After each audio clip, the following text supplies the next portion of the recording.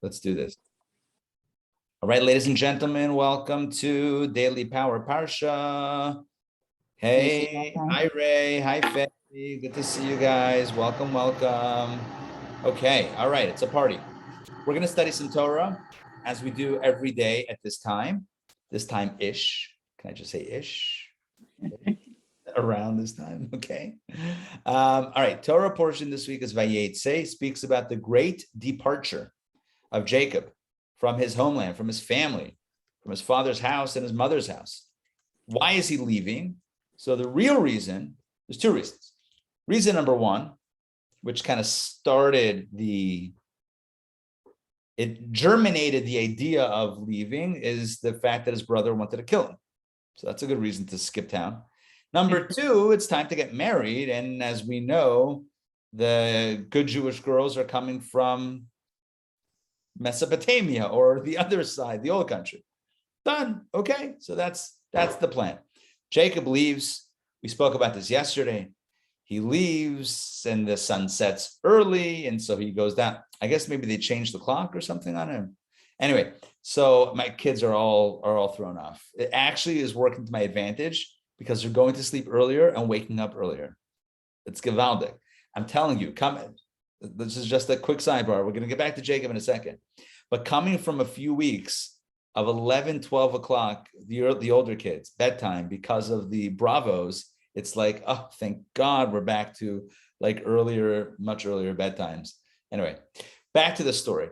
So the sun sets early and Jacob lies down to sleep and he rests. He sleeps in Mount Moriah, Har Moriah, the place where the temple will be built, and he has this dream and he sees a ladder going up to heaven with angels going up and coming down, and God speaks to him and he realizes when he wakes up, Gewalt, I slept in the holiest of holy places. What was I thinking? I didn't know.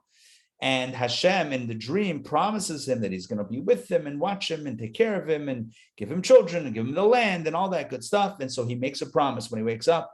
Jacob does. He says, if God is really with me and blesses me and gives me food and clothing and all the stuff that I need and grants me success and I don't get hurt by my brother and I come back to this land, then he promises that the stone, he put a stone under his head, the stone will be a temple, will be the cornerstone of a temple for Hashem, temple for God, and everything that he gets, he will give a tithe. In other words, he will connect and fuse the physical, the spiritual with the physical with the spiritual, and make them as one, which is, of course, the greatest of accomplishments. Okay, so that was the story of Jacob. Then he leaves Israel, and he goes to Haran, place where his mother is from, and he is by the well, and the shepherds are there, and the animals, no one's doing anything, and he's wondering what's going on. And then he says, hey, do you guys know of a guy named Laban? He says, sure, that's his daughter. Whoa, that's his daughter. He is smitten with her physically, spiritually, etc. And he rolls off the stone. Oh, they said that no one could roll off the stone because it's too big, it's too heavy. We have to wait for all the shepherds. He single-handedly rolls off the stone, gives them all the water, and kisses her and cries. And he wants to marry her. He goes home with her to her dad, his uncle, and he says, can I marry your daughter? He says, sure. Yeah, you can. Well, no, he says you can work.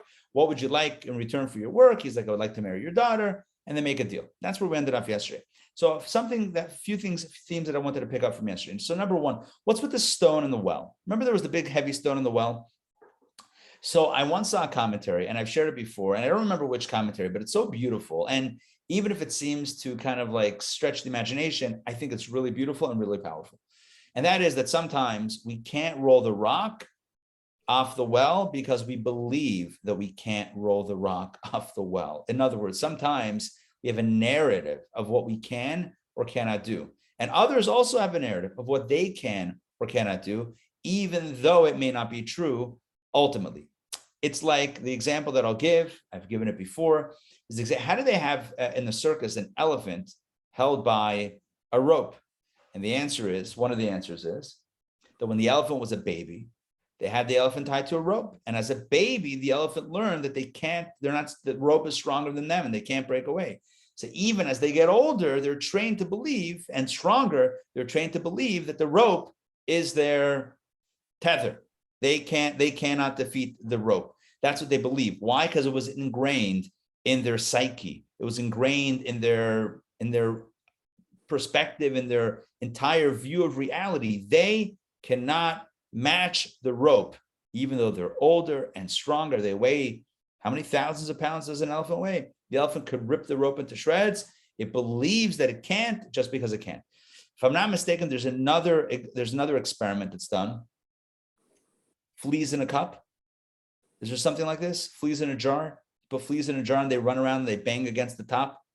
And then you put them into, either you open up the top or you put them into a bigger jar and they'll only jump a certain height. There's some sort of experiment, fleas in a jar, that also has the same idea. And that is that there's a certain training or a certain reality, that a narrative of reality that forms, that becomes so set that it's very difficult for one to break out of it, whether it's an elephant or a flea or vis-a-vis us, a human being. We all have a narrative about our lives, what we can do, what we cannot do. And the question is that real? I mean, is it real? Is that true? We can't do that, or we can't do that. It's a story we tell ourselves. The story might as well be real, because if we don't do it because we think we can't, then we can't, right? It's either way we handcuff ourselves. Either it's objective or subjective. Either way, it constitutes a limitation and it becomes real. Well, there is a commentary that says that it wasn't impossible to roll off the stone. It became the narrative that we had to wait till that all the shepherds had to be there, and then they could roll off the stone. Jacob demonstrates that the folly of that, right? Overcoming folly. Jacob demonstrates the folly of that narrative. Yes, you could say it was a miracle, superhuman strength, etc. Or you could say he just didn't subscribe to the narrative that it took a whole village to roll off the thing. Sometimes we think, this can't change. This can't be done unless so-and-so, this, that, or the other. Try it. You might be surprised. So that's Rabbi? Yes. I don't know if you lived here then at the Atlanta Zoo. Before it was like it is now, there were like gates or fences in front of every animal. Well, then they took those away, but the animals still only walked this way and that way, even though it could have gone further. Right. Interesting. Now I believe, last time I was at the zoo was not that long ago, a few years ago. My kids actually, I think, recently asked about the zoo. Whatever. Maybe one day soon. And if I'm not mistaken, the enclosures are open, as you're saying. In other words, it's just kind of like, maybe there's like a moat. Is that the right word? A moat? I don't know if it's a moat. Like some sort of like uphill thing. Which make it difficult, but could they rush it theoretically? Perhaps. Yeah. I don't know. One of the craziest experiences of my life was going to South Africa and going to Kruger National Park. That's like it's the big game reserve. And I realized, like, oh my God, like you just drive in with the Jeep and there's no cages, there's no rules. We're surrounded by this herd of massive wild elephant. And I'm thinking to myself, like, at any moment, any of them could go boop, like with the little car, like that, and flip the car. They could. I turned to my wife. We were just married. I'm like, Leah, is this safe? She's like, sure. Okay, great. Why not? Everyone else is there, but like you realize, who knows? You're just kind of trusting an animal. The point is that training goes a long way. When I say training, this kind of narrative, this idea, this belief in what we can and cannot do goes a long way to determining the reality that we live in. Okay, so that's a little bit about Jacob. So the first message of today is challenge your narrative. Don't be afraid to challenge your own narrative, what you can and cannot do. You tell yourself, I don't do this, I can't do this. Challenge it. Don't take that so seriously, right? Or I have to do this, that, or the other. Challenge it. At least ask the question. Are you sure, right? Especially because we know, according to Kabbalah, that everything is created from anew at every moment, which means that a moments ago narrative is not really the narrative, right? It's a new creation, new reality, untethered on some level to the past. So that opens up the possibilities. By the way, if you're interested in Kabbalah and kind of these mind-bending ideas, join us for the Kabbalah of the Matrix starting next month in December. That's going to be a trip and a half. Okay, so that is that. Also, Jacob and Rachel, they meet. He loves her. He wants to marry her. Okay, so all right, well, we'll pick up that narrative now. I have some ideas to share, but let's pick this up. I'm going to share my screen, and let's jump into reading number 3. And Jacob, here we go. Let's talk about love. Genesis chapter 29. And Jacob loved Rachel. Yaakov loved Rachel. That's the younger. Remember, we were introduced to Leah as well. So Leah is the older sister. Rachel is the younger sister. So Jacob loves Rachel. I'm just going to say the Hebrew Rachel. And he said, I will work for you. Jacob said to her father, Laban, his own uncle, I will work for you 7 years for Rachel, your younger daughter. Now, understand this. He says, Berachel bitcha haktana. Rachel, your younger daughter. Why does he say Rachel, your younger daughter? Everyone knows who Rachel is. Rashi explains. Why were all these signs or points of language necessary? Since Jacob knew that Laban was a deceiver, he said to him the following, I will work for you for Rachel. Now, lest you say that I meant another Rachel from the street, in other words, like any other Rachel from any other family. No. Rachel, your daughter. Now, lest you say I will change her name to Leah, and I will name her Leah Rachel. In other words, I will name Leah. I was going to switch the name. So Scripture states your younger daughter. Nevertheless, it's not avail for Laban deceived him. So he was trying to be very specific and say Rachel. Which Rachel? Your daughter. Which daughter? Your younger daughter, so as to avoid all sorts of confusion and all potential for trickery and treachery. It didn't work because where there's a will, there's a way. Laban still just decided to, on his own, unilaterally, spoiler alert, give him Leah to marry as opposed to Rachel. All right, it is what it is. I mean, you can't, a swindler is a swindler. What are you going to do? But at least he tried to do his best to be very specific. This becomes a great phrase in Judaism, Berachel bitcha haktana. That means when you need to spell everything out. It's like when you spell something out, either in a contract or in conversation, when you're being very specific with someone. So the phrase is, I'm telling it to you, Berachel bitcha haktana, with Rachel, your younger daughter. In other words, I'm giving you all the details that you don't make a mistake. Just fun fact, that's a phrase that's used commonly in Judaism. Which is the English translation to that on the verse, please? About the spelling it out. Yeah, bro.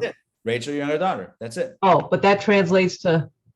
That's it. Rachel bitcha haktana. Rachel, your younger daughter. So, but in colloquialism, it means. Yes, exactly. In colloquialism, it means that I'm spelling everything out. Because why did he say Rachel, your younger daughter? Just say Rachel. I want to marry Rachel. No. Rachel, not any Rachel, your daughter, and not just any daughter, your younger daughter, in case you want to switch names. So he spelled it out. He specified it. It still didn't work because Laban still decided to deceive him.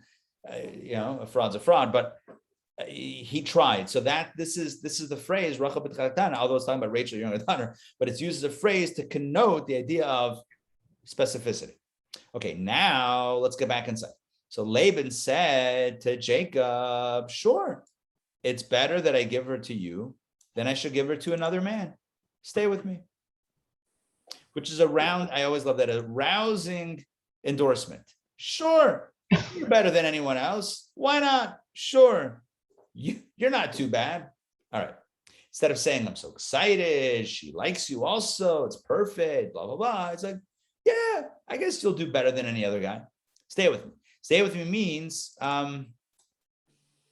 stay with me means let's do this. You'll work for 7 years. It's a lot of work for a daughter's hand in marriage. 7 years. Wow.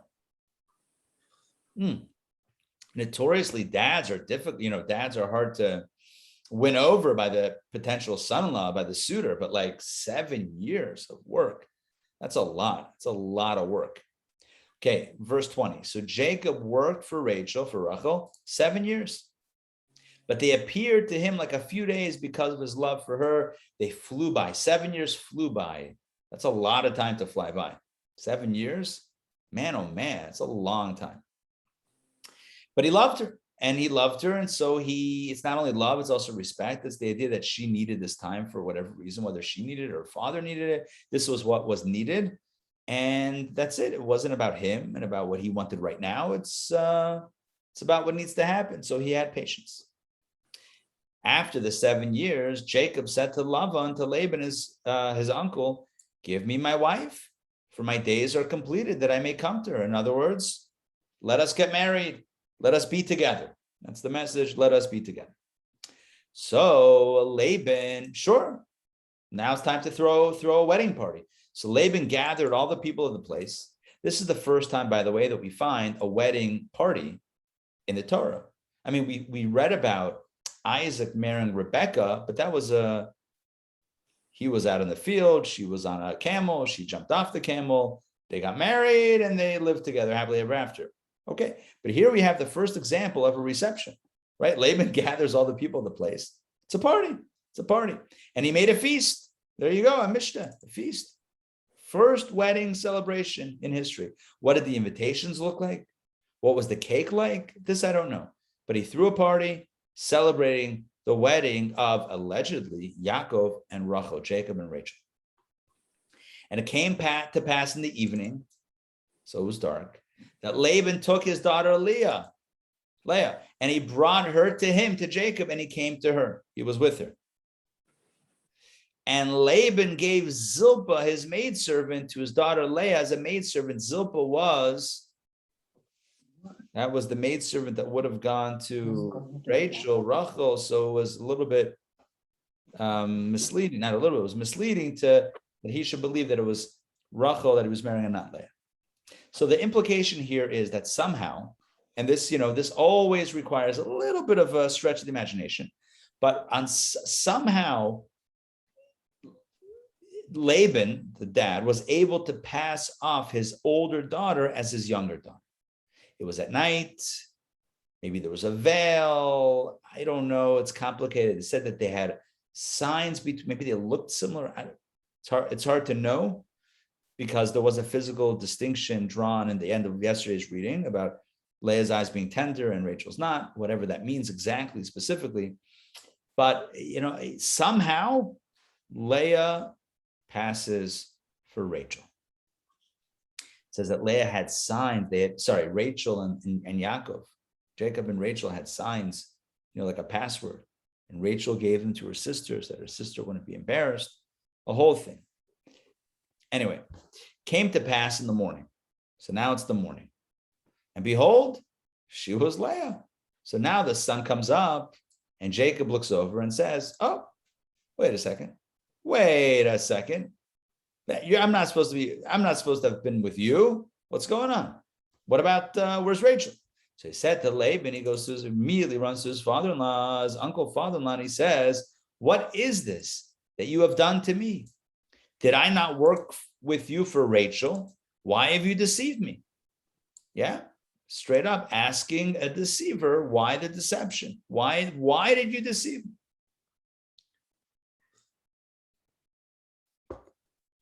Now, it's hard to miss let's call it the comeuppance, if you will, right? Jacob, who is the beneficiary of a blessing that came by the product of dressing up as an older sibling. Are you with me? Jacob received a blessing by dressing up as his brother, is now deceived into marrying Leah, who dressed up like her sister. Are you with me on this? Yes? Deception, dressing up, pretending to be a sibling that you're not? Okay. So he asked his father, why have you deceived me? And Laban said the ultimate answer, a dig and a twist of the knife. Oh, it's not done in our place to give the younger one before the firstborn, unlike what you did to your brother, right? You were the younger one. You got the blessing before the firstborn. But we don't do that here.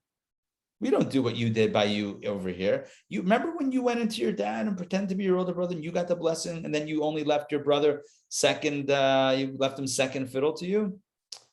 We don't do that here. You wanted to marry the younger sister? No, you married the older sister, Leah. So he continues. So again, I'm giving you a bit of commentary. The commentaries say that it was a coded message. He's simply saying, no, the custom of the place is we give the older before the younger. But the dig is, you did this, you deceived. So now now you're getting deceived back so that the older will take prominence over the young. Fine. But he offers some practical advice moving forward. So it's not a stalemate.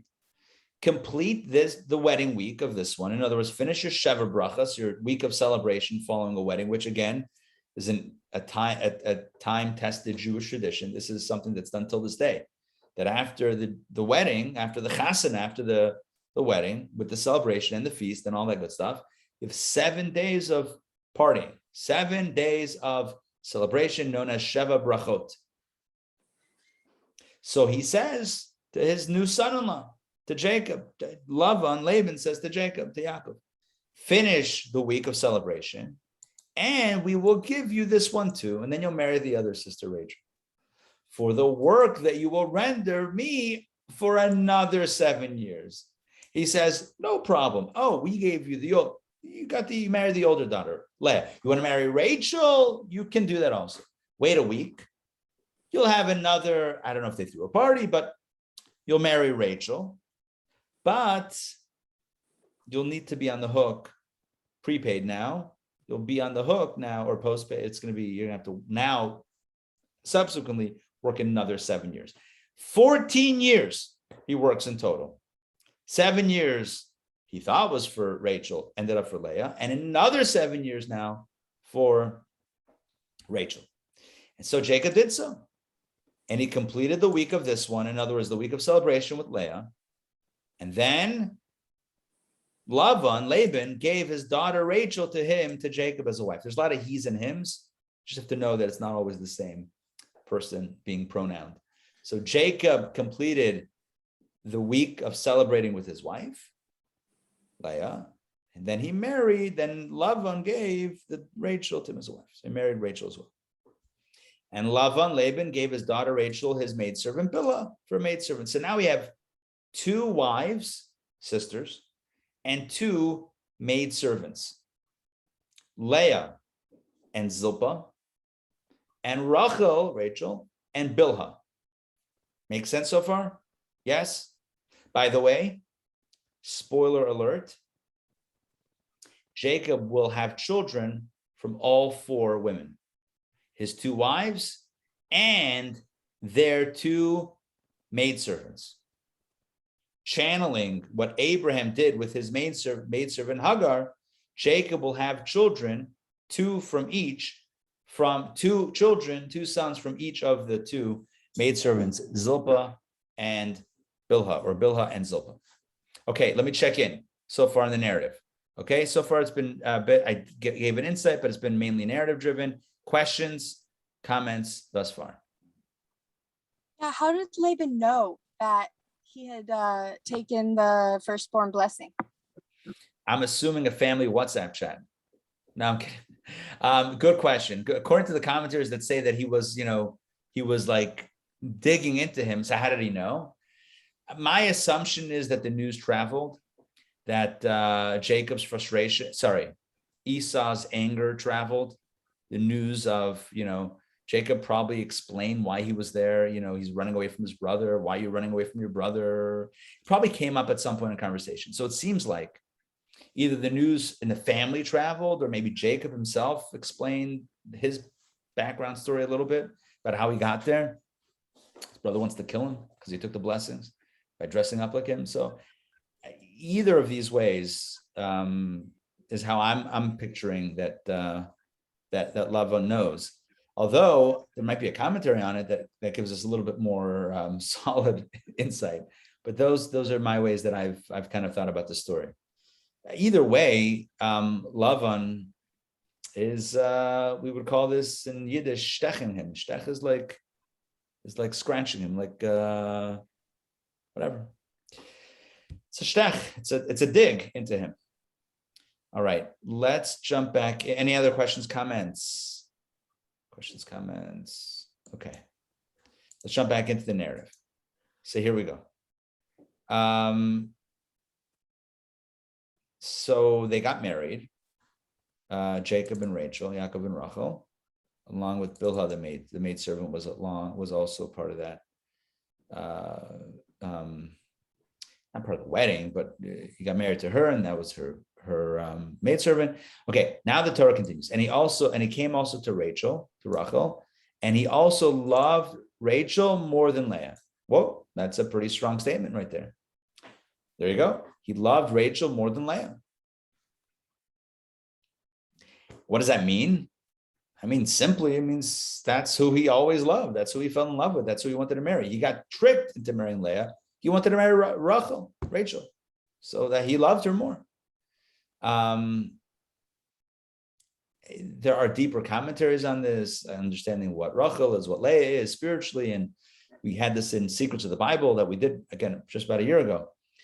Rachel represents spiritual service. Leah represents more being out there in the world. So Yaakov, who's more by nature the introverted spiritualist, loves Rachel more than Leah. In other words, not just loves her appearance, personality, like just, the movies that she likes, they get along better, but they're aligned spiritually. There's a closer spiritual connection there. Okay, whatever you subscribe to, either way, it does say that he loved her more, which, is an interesting phrase. Now, and then, of course, he was on the hook to work. And he worked with his father-in-law, yet another 7 years, totaling 14. Now, while this is all going on, here's what happens as far as offspring. So the Lord saw that Leah was hated. Now, hated is a strong term. Doesn't mean that she was hated or that she was not the preferred wife. I would go the latter, but nonetheless, it says in the Hebrew, ki snua Leah. Snua means hated or disliked. Again, God forbid to say that Jacob hated his wife. I mean, but, not the first fiddle, let's say, the first violin. So he opened her womb, but Rachel was barren. So the Torah says, so he blessed Leah and Rachel was barren. Once again, we see the matriarchs, at least some of the matriarchs, struggling with children. And Leah conceived and bore a son.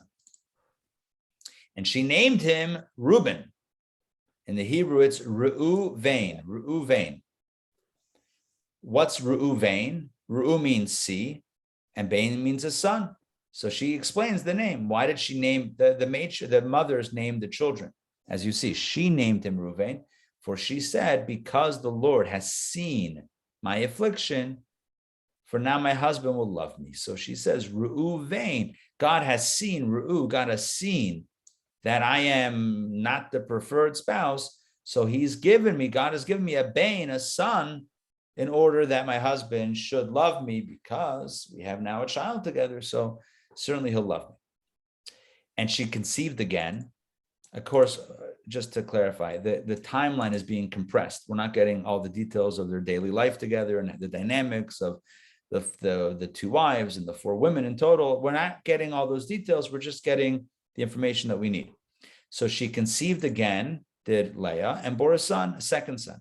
And she said, since the Lord has heard that I am hated, he gave me this one too. And so she named him Shimon. Shimon, related to the word Shema, Shimon, hearing. Yeah. So God has seen that I was afflicted and gave me a son, Reuven.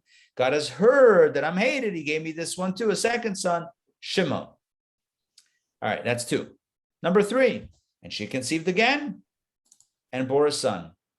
And she said, now this time my husband will be attached to me. For I have borne him 3 sons. 3, that's already something substantial. 1, 2, now 3 sons. Oh, by the way, there was a prophecy that was known that Jacob would have 12 sons. Well, 12 divided by 4. What's 12 divided by? There are 4 wives here. 2 wives, 2 other maidservants. So 4 women total, 4 potential mothers.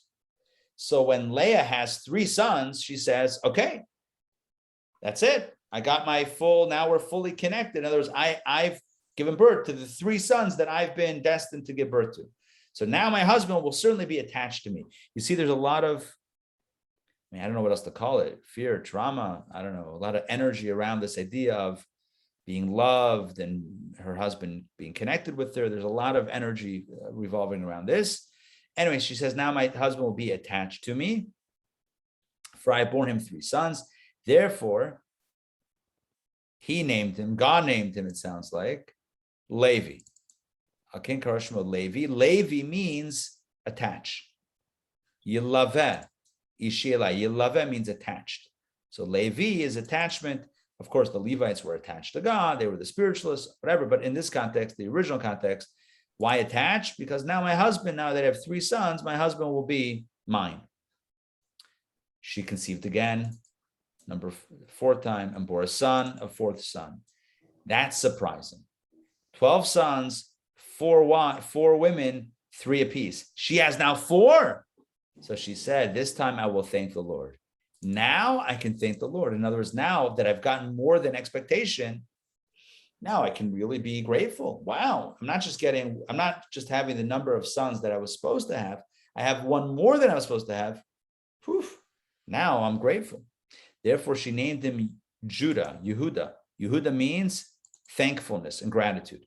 And then she stopped bearing. She could no longer get pregnant. She had 4 sons, and that's it. Well, she has more later, but for right now, at least, that's it. So interesting. Reuven, God has seen my affliction. Shimon, God has heard that I am hated. Levi, my husband, is now attached to me. Yehuda, Judah, wow. Thank you, Hashem. I was not expecting this.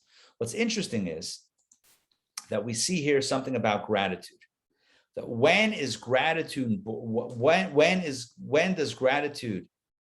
emerge, and what is gratitude born of? Gratitude is born of more than expectation. What we expect does not evoke gratitude. So here's a truth in life. If you want to be thrilled in life, if you want to be wowed by life, if you want to walk through life with just profound gratitude and a smile on your face, drop the expectations, right? Expectations are the happiness killers, the joy kills of life. If I expect, then I'm demanding always new, when's it happening? And when it happens, all right, it's about time. So that doesn't lead to joy. In this case, she has an expectation of 3 sons. She has 4. Wow. Now she's thanking God. Interesting. The first few times she doesn't thank God. She expresses how happy she is that now her husband will be this, that, or the other with her. But like thanking God, like thank you, Hashem, that happens with the 4th because that's beyond expectation. So a little life hack, lower expectations. Don't take life for granted. The fact that we're alive today, don't take it for granted. Doesn't have to be.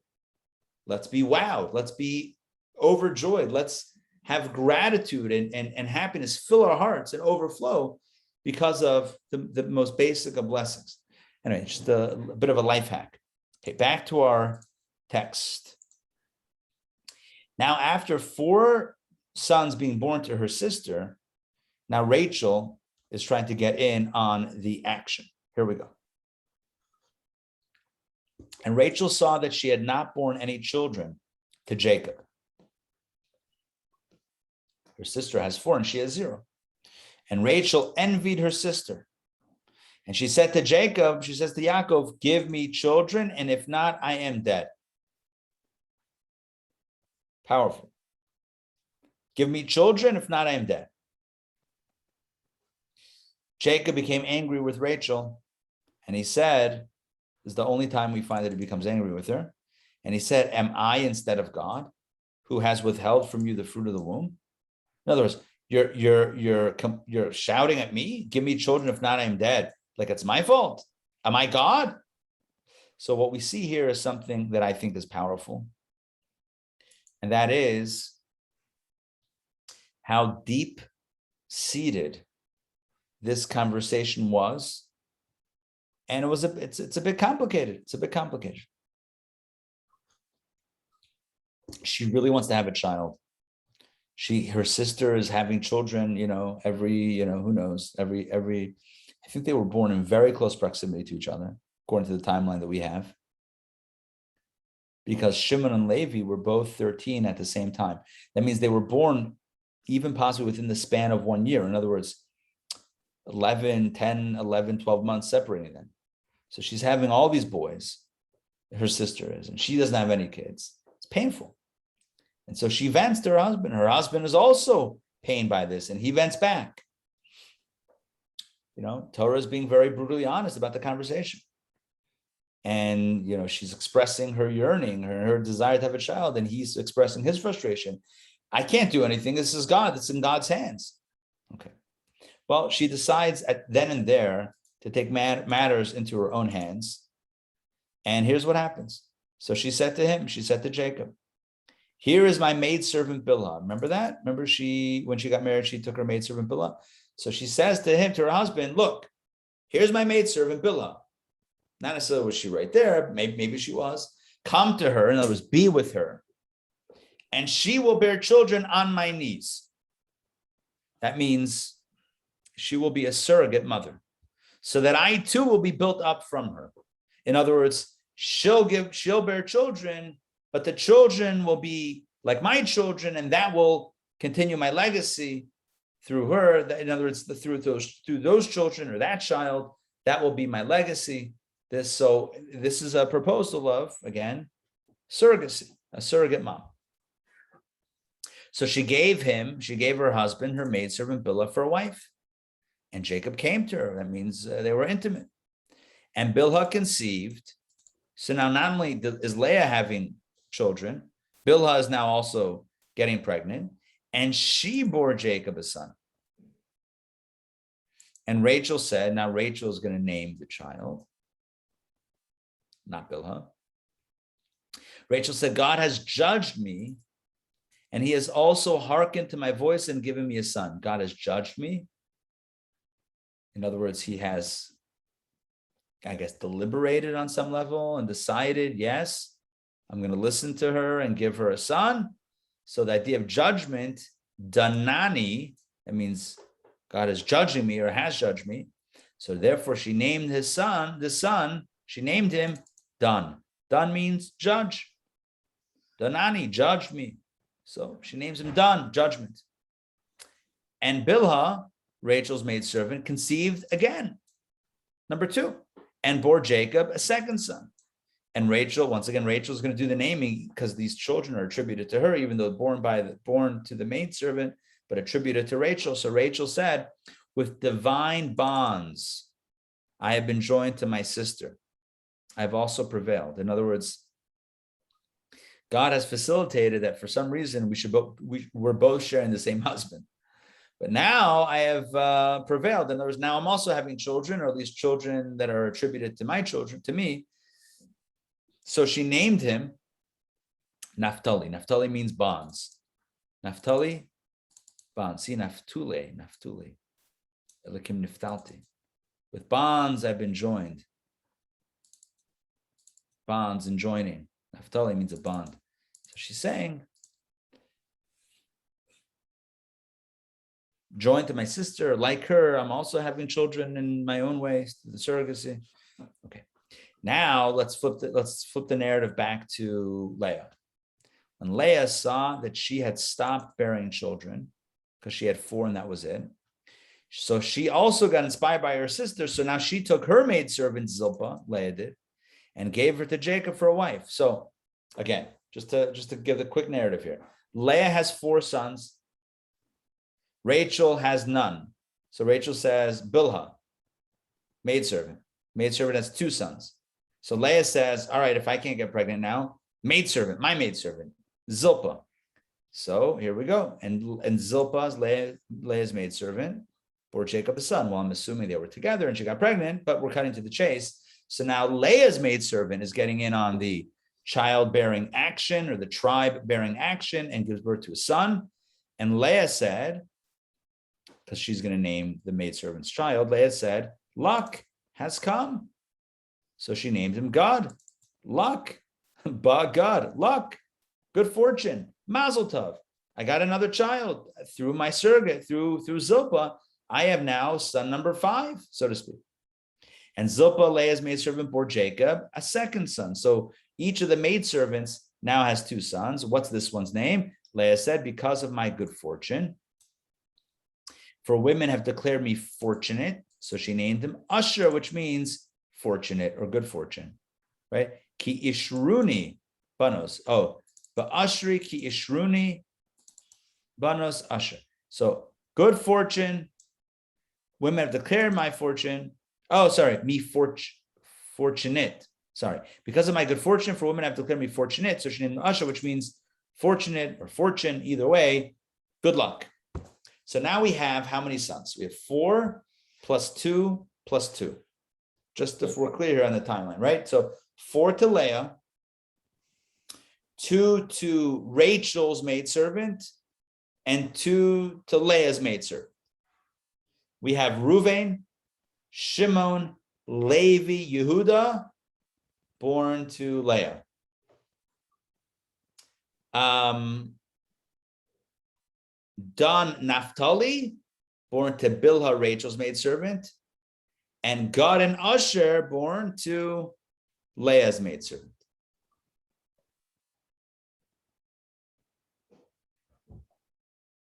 I'm sorry. It's not 10. It's 8.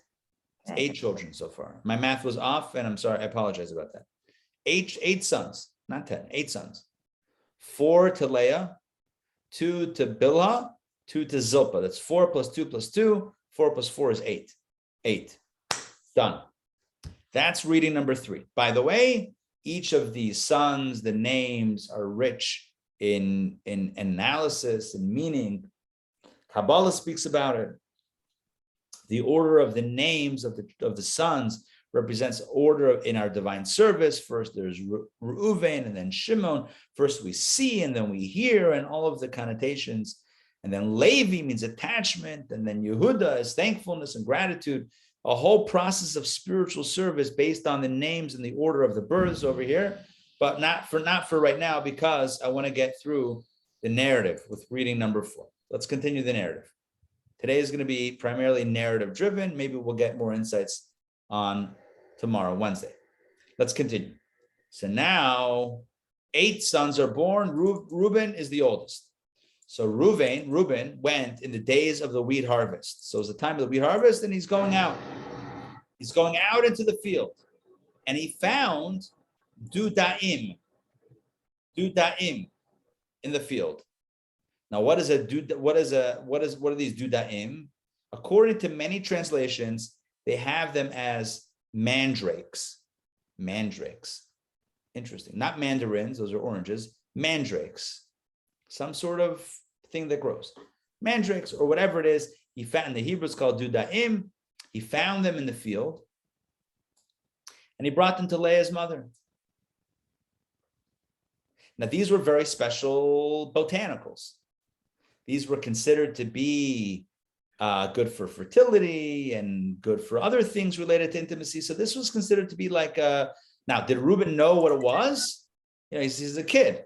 Does he know exactly what he's picking? Maybe, kids pick flowers for their mom. That's what happens. My kids, they're walking and whatever, they'll they see something, they bring it home to mom or to me, whatever it is. So he picked these dudaim. Did he know exactly what they are? I don't know. But he brings them to his mother. And Rachel is there, the sister. Right? So Rachel said to Leah, her sister, now give me some of your sons' dudaim. Because again, they were good for fertility and other things related to intimacy. So this is good. So your son, right, brought you these. Can I have some? So listen to this. Listen to this. Listen to this. This gets a little bit testy. This is the one time we find a bit of a what we would call tension between the sisters. And she said to her, Leah said to Rachel, to Rachel, is it a small matter that you've taken my husband? And that you wish also to take my sons dudaim? In other words, first you took my husband. Again, why is Leah saying this? Because at the end of the day, on that wedding night, she married Yaakov. And 7 days later, Rachel married Yaakov. So yes, he wanted to marry Rachel from the beginning, etc. We know the story. But at the end of the day, Leah was married to him first. So she says to her sister, and you can probably imagine like years of pent up frustration coming out. She says, you took my husband, and now you want to take my son's dudaim? You want to take these plants, also these botanicals? A little bit tense here, my friends. It's a little bit tense. So Rachel said to her sister, okay, fine. Therefore, let's make a deal. He shall sleep with you tonight as payment for your son's dudaim. Now, what the rotation was, I am not privy to. How Jacob figured out which of his wives he was going to spend time with, which evenings, etc., how that worked, I don't know. But what's clear is that at that night, he was going to go to the tent, if you will, of Rachel's tent. He was going to be with Rachel. Rachel says to her sister, I want your son's dudaim.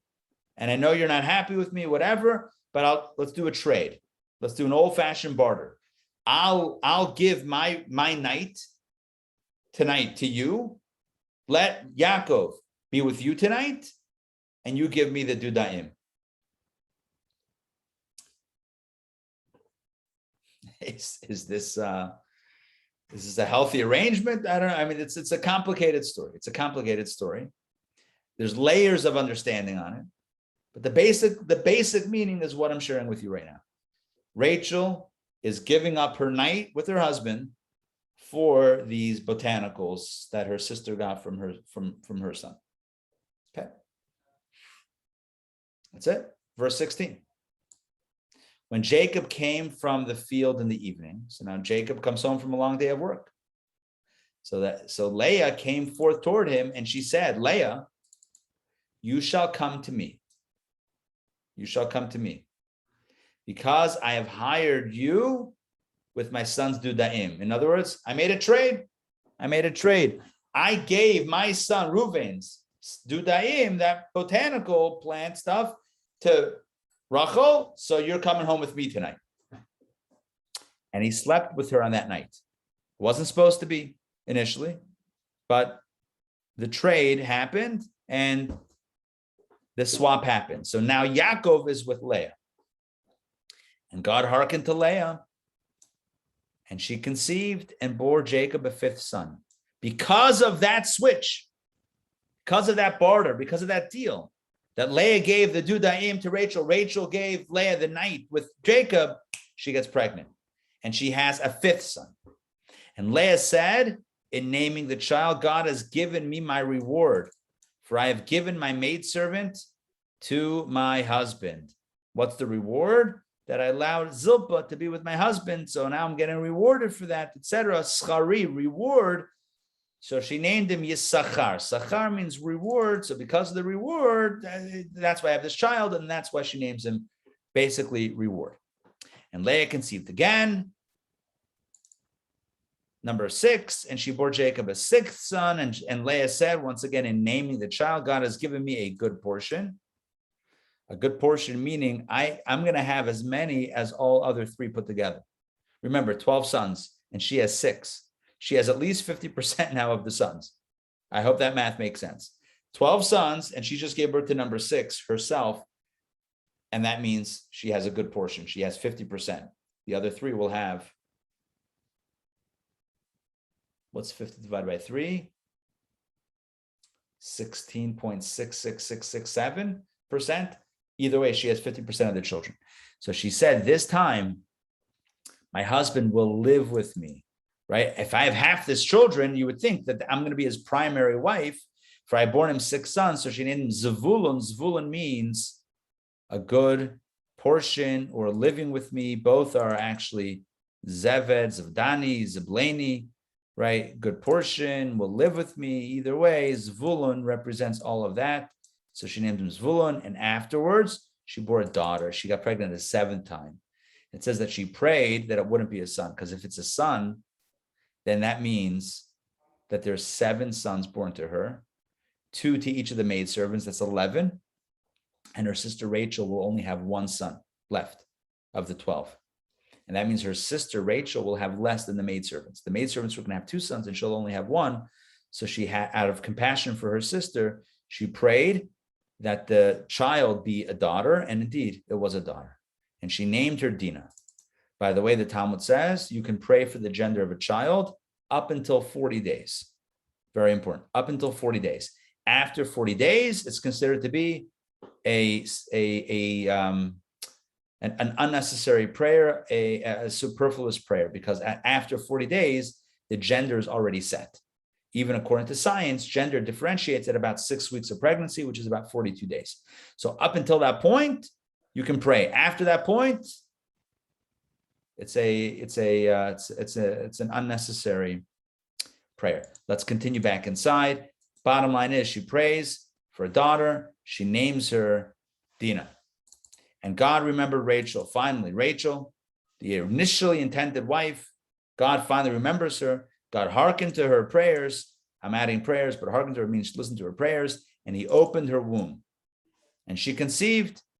This is Rachel. Rachel finally, after all these years and watching everyone else get pregnant, she finally conceives, gets pregnant, and bore a son. And she said, God has taken away my reproach. It was finally the mark against me is taken away. So she named him Joseph. This is Joseph, saying, may the Lord grant me yet another son. Yosef, Hashem li ben acher, means may Hashem grant me another son. Another is Yosef. The idea is that she wanted two. So even she named the first one, another one. It's very interesting naming format. Came to pass when Rachel had born Joseph that Jacob said to Lavan, okay, so now at this point, 11 of 12 are born, but finally he has his son with his beloved Rachel, the woman he wanted to marry from the beginning. That triggers in him the desire to go home, to leave. He feels like, even though his family is not fully complete, he doesn't have 12 sons, he has 12 children, but not 12 sons. Nonetheless, it's time to go. Joseph is born to Rachel. This was like the child he was waiting for with Rachel. Now he says to Lavan, time to go. Let me go. I'm going to go back home to my place and to my land. I'm going to go back home to Israel. Give me my wives and my children for whom I worked for you 14 years, and I will go. For you know my work, which I have worked for you. In other words, you know that I'm a hard worker. You know that I, been honest and dedicated. So let me go. Give me permission to leave. And Lavan said to him, no, not so fast, not so fast. Lavan, the ultimate negotiator and swindler, says, if only I have now found favor in your eyes, I have divined, and the Lord has blessed me for your sake. Like, no. I ask you, please honor my request. I know that God has made me successful. All my business endeavors are successful because you are my shepherd. So I want you to stay. And they negotiate the terms of the stay, the terms of the agreement moving forward in tomorrow's the sections that we're going to read tomorrow. Okay, that's the narrative. Didn't get to a lot of commentary. I'll throw in some more commentary tomorrow. I threw in a commentary as we went along, but there's a lot of deeper stuff. We'll throw some in tomorrow. But let me check in on the narrative. Makes sense? Yes? Story makes sense? Yeah? Okay. Okay, good. Donna, Sarah, Ray, Faye, all good? Okay, amazing. Tomorrow we pick it up with the negotiation between Yaakov and Lavan, his uncle turned father-in-law, because he wants to go home. Yaakov is ready to go back home. Lavan wants him to stay because Yaakov has made everything prosper. So now the negotiations begin. Things get complicated. When you're dealing with a dishonest person, things can quickly turn complicated, which is what happens in tomorrow's discussion. Okay. Rabbi, you know how where we talk about the prevalent themes, like a very prevalent theme in the Torah is sibling discord or rivalry. Huge. From the beginning, Cain and Abel, right? You have Cain and Abel, you have Ishmael and Isaac and Esau and Jacob. How am I forgetting Jacob's name? And then the sisters, Rachel and Leah, right? Rachel and Leah, and then you have Joseph and his brothers. It's complicated. The first siblings, and I mention this always, the first siblings that get it right are Moses and Aaron. They finally can work together. Moses, right? Remember, Moses doesn't want to go on the mission that God wants him, and God says, "No, I'll send Aaron with you." And he's like, "Okay." It's the first time siblings are getting along in the Torah. It's crazy. I know. It's wild. The dynamic, the power dynamic between older and younger is also a major theme. Like the younger one surpassing the older one, and the older one feeling, all. But I think it reflects like a real life. Talk about plots, right? Like storylines. And this is like classic plot. It's not easy being the older sibling, right? It's not easy. It's not easy being the younger sibling. There's a lot of power dynamics there that have to be sorted out. And it takes a while. It takes a while for this to get worked out. But we see some harsh words in this week's Torah portion. And in today, the reading that we read today, from Jacob to Rachel to Jacob, and between Rachel and Jacob, right? Give me a child, if not, it's like I'm dead. Am I instead of God that I can just decide to give you children? Like that dialogue. And between the sisters, you've taken my husband, now you want to take my mandrakes also, my dudayim. So there's a lot of high stakes, high pressure, tense conversation. Stuff to think about. Definitely stuff to think about, and definitely just a classic storyline. So, okay, good. Today was mainly narrative. Donna, Ray, Faye, Sarah, we're good? All right, join me tonight. If you're doing the online course, the Tuesday night online, tonight we have Outsmarting Anti-Semitism, lesson number 3, all about anti-Israel hate, anti-Israel anti-Semitism, BDS, and other movements that seek to target Israel.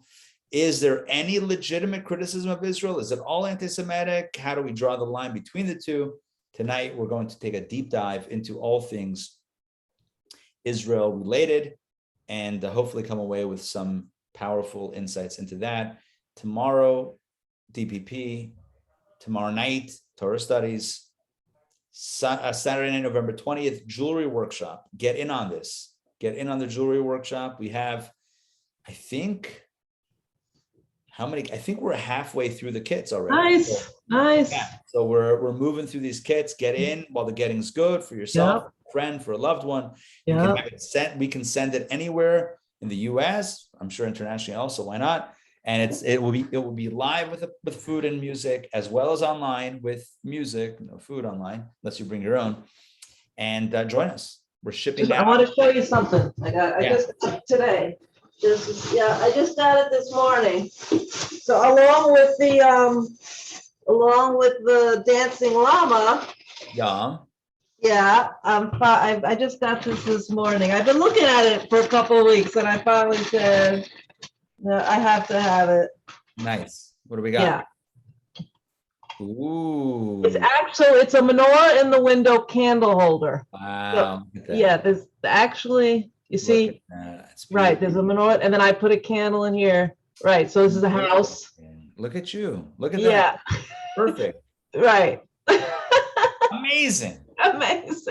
Amazing. That's so nice. Okay, great. All right, well, I'm getting excited. Exactly. Donna, you're bringing the kits on Thursday. Yes. And then we're going to start shipping them out. Yeah. So and they come in the nice theme bags that I showed you. Yes. Yeah. It's always beautiful in the packaging. Yeah. Okay, great. I'm excited. Also, one thing, I don't know if you saw it. I sent you a text this morning. I did not see it. I have an opportunity. I promoted the Rebecca's tent for the possibility of a donation drive of supplies for the holidays. So super cool. I sent you. I can help if you need a contact or any, I can help with that. Yeah. Some connections. Okay. Amazing. Good. That's a reference to the 21st, where we're going to be doing a cooking and baking drive. Well, we're going to be making food for the residents of Rebecca's Tent, which is a local women's shelter. So we're going to be making food on the 21st. At 12. I think that's a very nice, choice of and I went to their website. I like the mission. Amazing. Oh, it's amazing. It's really beautiful. Really, really beautiful organization. So very excited to be partnering with them on this. Yeah. And Kabbalah, the Matrix is coming up. I have some very exciting surprises to share soon. Not right now, but check your emails. Keep on refreshing every 5 minutes. I actually do. Well, not every 5 minutes, but yeah. All right. Well, keep checking, because stuff is about to come out. All right. Yeah. We'll see you guys. See you a little bit later. If we see you later, if not, we'll see you tomorrow. All right. Take care, everybody. Bye all.